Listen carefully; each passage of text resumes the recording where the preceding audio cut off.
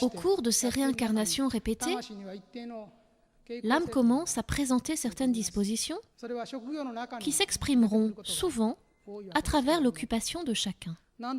À mesure qu'un être renouvelle ses expériences terrestres, son âme commence à révéler distinctement ses points faibles et ses points forts.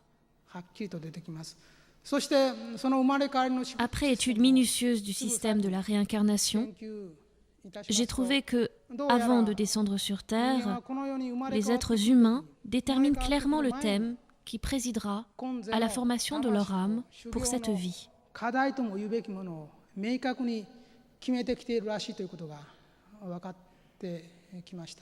Après avoir expérimenté plusieurs incarnations sur Terre, si un être n'arrive toujours pas à surmonter un problème spécifique, il sera à nouveau testé dans des circonstances similaires ou totalement opposées pour déterminer s'il est à même, cette fois, de résoudre ou non le problème.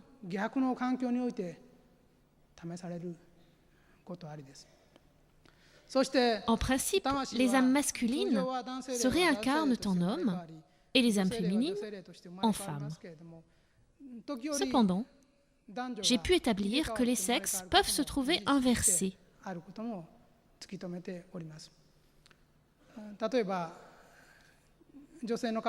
Supposons qu'un homme oppresse et maltraite sa femme, parvenant à lui ôter jusqu'au goût même de vivre.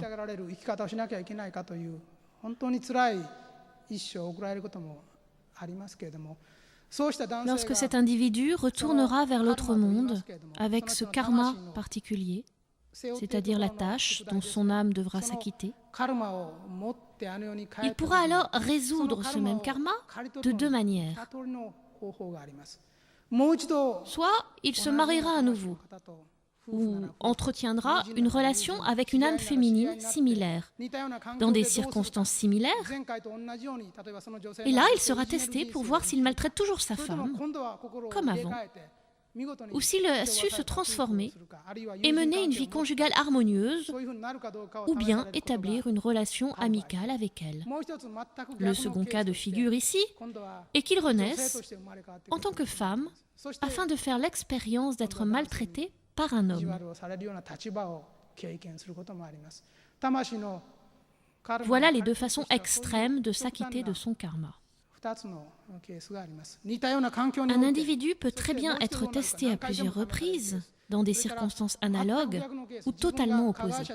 Un agresseur d'autrefois peut se voir, dans une prochaine vie, victime d'une agression de même nature. Le karma, cependant, n'est pas toujours nécessairement le produit d'actes perpétrés durant des dizaines d'années de vie.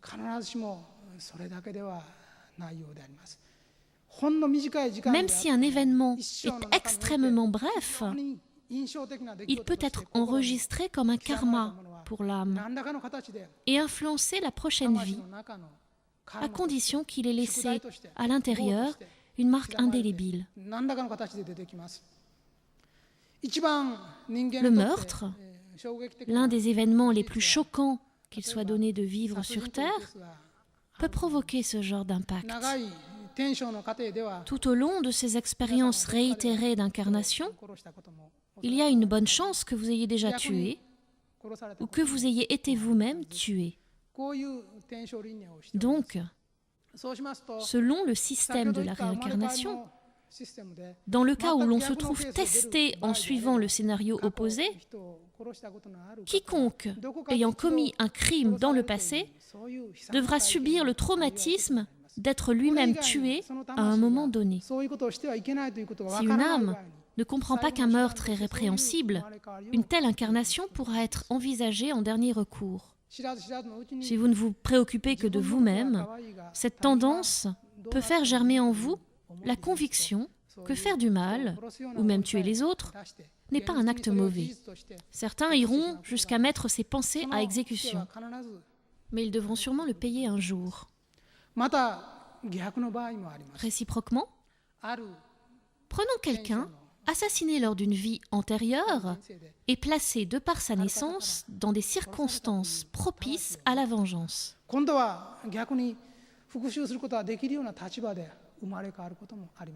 Il pourra s'agir en l'occurrence d'un test pour voir s'il cède à la tentation de tuer son ancien meurtrier dès qu'il en a l'occasion ou s'il lui pardonne. Sera-t-il capable de résister à la haine?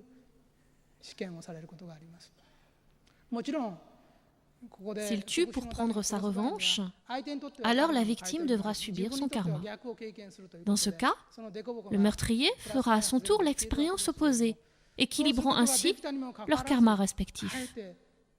Cependant, ceux qui parviennent à réfréner leur pulsion meurtrière, légitimement fondée d'un point de vue karmique, finiront mieux placés au final. Et leur âme atteindra un grade supérieur vers l'illumination. En Inde, par exemple, il existe un système de castes composé des brahmanes, les prêtres, représentant la caste la plus élevée, des kshatriyas, la caste des rois et des guerriers, des vasyas, la caste des commerçants et des artisans, et des soudras, la caste des esclaves, et encore en dessous d'une classe appelée Arijan ou intouchable. Lorsque l'âme part en apprentissage dans un tel pays, celui qui abuse de ses inférieurs hiérarchiques et les traite comme s'ils n'étaient pas des êtres humains se réincarnera un jour dans un milieu hostile où son âme connaîtra le supplice de subir ce genre de discrimination. Dans une telle situation, s'il se borne à se sentir persécuté ou laisse son âme s'obscurcir et finit sa vie en ressassant et en témoignant de la rancœur envers les autres avant de retourner dans l'au-delà, son âme n'aura accompli aucun progrès sensible. Cela signifie qu'il se sera seulement contenté de faire l'expérience de la situation opposée. Un coup, nous pouvons naître rois et mendiants la fois d'après. Cependant, quelles que soient les circonstances qui gouvernent notre naissance, nous ne devrions jamais oublier que chaque situation n'existe que pour faire progresser notre âme.